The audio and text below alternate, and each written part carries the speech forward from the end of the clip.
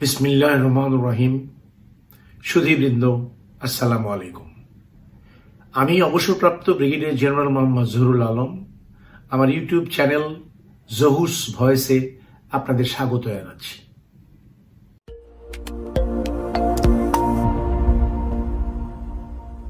শেখ হাসিনার ফোনালাপ নাকি প্রলাপ, এই বিষয় নিয়ে আমি আজকে আলোচনা করব। শেখ হাসিনার ফোনালাপ এখন talk of the town. Facebook, YouTube বা বিভিন্ন গ্রুপে এর ছড়াছড়ি। সন্দেহ হয় সেই কণ্ঠ কি তার নিজের? এসব ছড়িয়ে তারা কি অ্যাচিভ করতে চাইছে?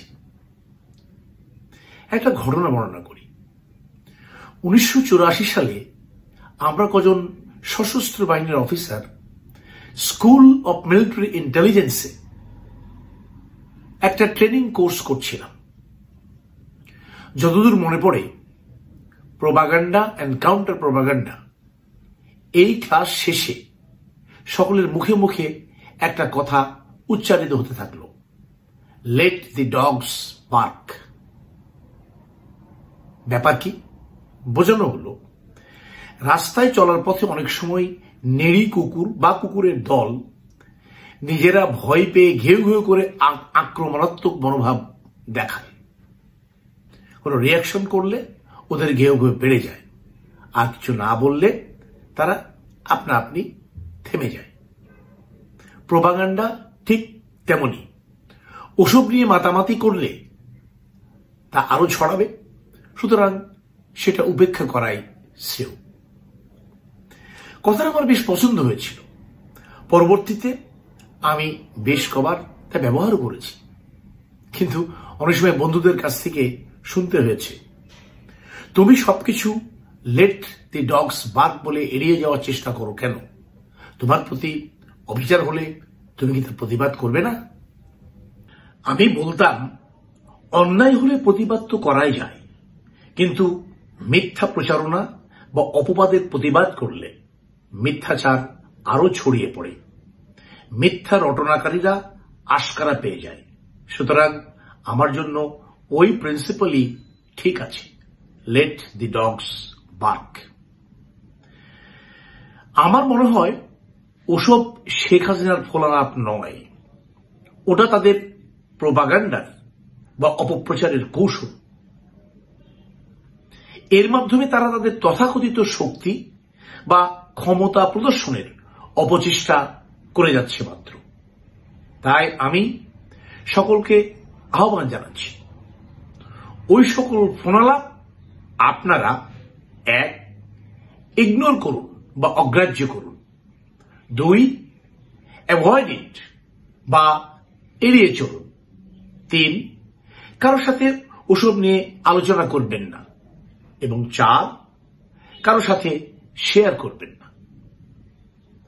উইনস্টন চার্চিলের সেই কথাটি মনে রাখবেন, you will never reach your destination if you stop and throw stones at every dog that barks.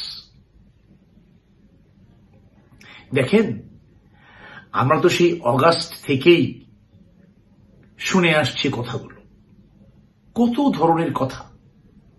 ওগুলো শুনলে তা পাগলের প্রলাপ ছাড়া আর কিছু মনে হয় না। কি সব কথা! আমি কাছে আছি, টুপ করে ঢুকে পড়ব।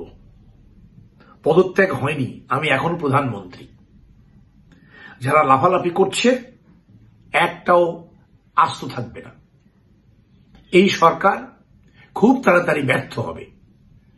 ট্রাম্পের ছবি নিয়ে মিছিল করুন, আক্রমণ হলে ছবি তুলুন। ওই ছবিগুলো আমি ট্রাম্পের কাছে পাঠিয়ে দেব, আমার সাথে যোগাযোগ আছে। ডিসেম্বরের আগেই আমি ফিরব। আর কত শুনব? কথাগুলো শুনলে মনে হয় এক বিকৃত মস্তিষ্কের বক্তব্য। একজন সুস্থ চিন্তাধারার মানুষ এমন কথা বলতে পারে, এটা বিশ্বাসই করা যায় না। আমার সন্দেহ হয় কবে শুনব তাকে রাঁচির পাগলাগারদে স্থানান্তর করা হয়েছে। হায়রে নিষ্ঠুর পরিণতি, নিষ্ঠুর স্বৈরাচারের ভাগ্য কি নির্মম! বিধাতার অমোঘ বিচার। যাই হোক, একটা অ্যারাবিক প্রভাব দিয়ে আমার বক্তব্য শেষ করব। সেটি হল, the dogs bark but the caravan goes on.